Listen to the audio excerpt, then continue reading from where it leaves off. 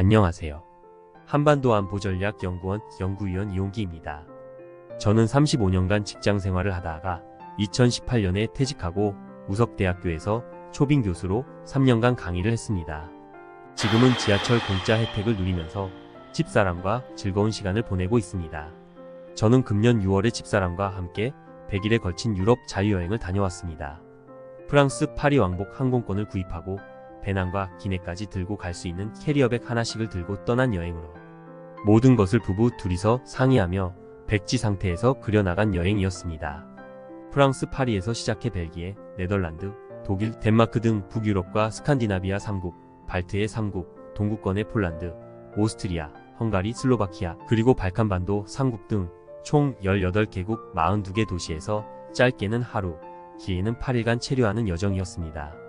낯선 도시를 불쑥 방문하는 100일간의 자유여행을 쉽게 결정할 수 있는 것은 아니겠지만 용기와 열정을 가지고 도전해 볼 만한 가치가 있다고 생각합니다. 알차고 실속 있게 여행을 하면 국내 여행과 비교해도 돈이 많이 들지도 않습니다. 이제부터 100일에 걸친 유럽 자유여행의 노하우를 몇 회에 걸쳐 알려드리겠습니다. 2018년 직장에서 퇴직을 하니 그동안 직장에 얽매여 살던 삶이 막을 내리고 내 맘대로 살아갈 수 있는 자유를 얻은 것 같아 마치 새장에서 풀려난 새처럼 창공을 훨훨 날면서 뭐든지 하고 싶다는 생각이 들었습니다. 직장인들은 대부분 은퇴 후 마음껏 여행을 즐기면서 편안하게 살고 싶다고 생각하지 않을까 생각합니다. 특히 민주화와 산업화 시대를 동시에 겪으며 치열하게 살아온 60대 이후 세대는 더욱 그럴 것이라고 생각합니다. 그러나 코로나19 팬데믹 사태가 전 세계를 덮치면서 인생 이막의 즐거운 여정에 급제동이 걸렸습니다. 세상이 빙하기로 돌아간 듯 꽁꽁 얼어붙어 버렸습니다. 이것은 나만이 겪는 불편이 아니라 지구촌 전체가 겪는 어려움이었기에 참고 견뎌야 했습니다. 드디어 코로나 사태가 해결되면서 하늘길이 다시 열리고 사람들의 이동이 활발해지고 해외여행이 폭발적으로 늘어나기 시작했습니다. 그동안 움츠려 있던 사람들이 앞다퉈 해외여행에 나섰고 공세적으로 돈을 쓰기 시작했습니다. 유럽은 업무상 출장과 가족여행 등 여러 차례 다녀왔기 때문에 웬만한 나라와 도시는 새로운 것이 없을 것이라고 생각했지만 한 곳에 오래 머물지 못하고 메뚜기처럼 옮겨 다니기 바빴던 탓에 느긋하게 여유를 즐기지는 못했습니다. 그래서 이번에는 기간을 넉넉하게 잡고 한 곳에서만 지내다 오던지 아니면 여러 곳을 두루 유람하던지 시간의 구애를 받지 않고 맘 가는 대로 발길 닿는 대로 여행을 하고 싶었습니다. 그래서 우선 목적지를 파리로 정해놓고 왕복 항공편을 예매했습니다. 일단 파리에 도착해서 그 다음 행보는 그때 결정하기로 했습니다. 여행사의 패키지 여행은 가이드의 안내만 따르면 신경 쓸 일이 없는 편한 여행이기는 하지만 몇 시간에 걸려 이동하고선 관광은 고작 12시간 하고 면세점에 23시간 풀어놓는 관광 경험이 있어 패키지 여행은 처음부터 배제했습니다.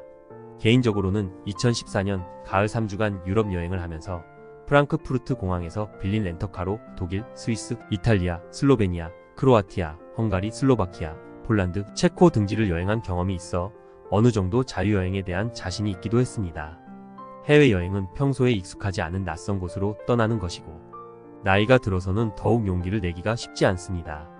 그러나 오늘이 내가 살아갈 날 가운데 가장 젊은 날이라는 말처럼 이것저것 고려하고 망설이는 사이에 아까운 시간이 흘러가게 됩니다. 그러므로 여행은 할 수 있을 때 망설임 없이 떠나는 것이 중요하다고 생각합니다. 여행은 가슴이 떨릴 때 하는 것이지 손이 떨릴 때 하는 것이 아니라는 말이 있습니다. 그때는 천하의 명승지나 세계 제일의 맛집을 찾아가더라도 즐거움과 재미를 느끼기 어려울 것입니다. 여행에는 설레임과 기다림이 있고 여행을 준비하는 것 또한 즐겁습니다. 여행을 준비하며 미리 상상하고 그려보는 것 자체가 즐거움입니다. 인터넷으로 여기저기를 찾아보고 구경할 곳, 자고 먹을 곳, 교통편 등 현지 정보를 챙겨보는 것도 여행의 일부입니다.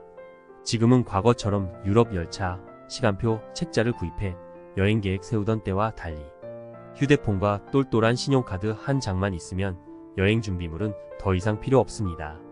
숙소, 교통편, 박물관 예약 등 모든 것을 휴대폰으로 할 수 있고 미리 댓글을 읽어보고 볼거리도 찾아가는 시대이니 모든 걸 휴대폰 앱으로 처리할 수 있는 세상이 되었습니다.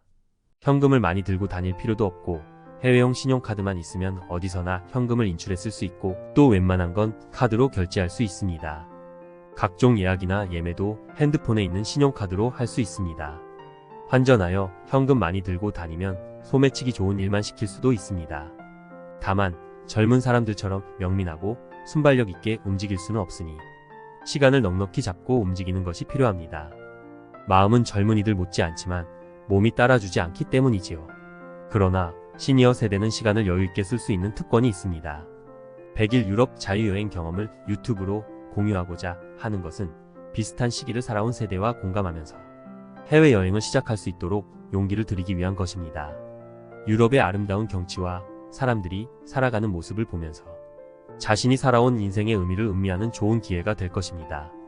다음 회에서는 은퇴 부부의 100일 유럽 자유여행에 대한 전반적인 내용을 소개할 예정입니다.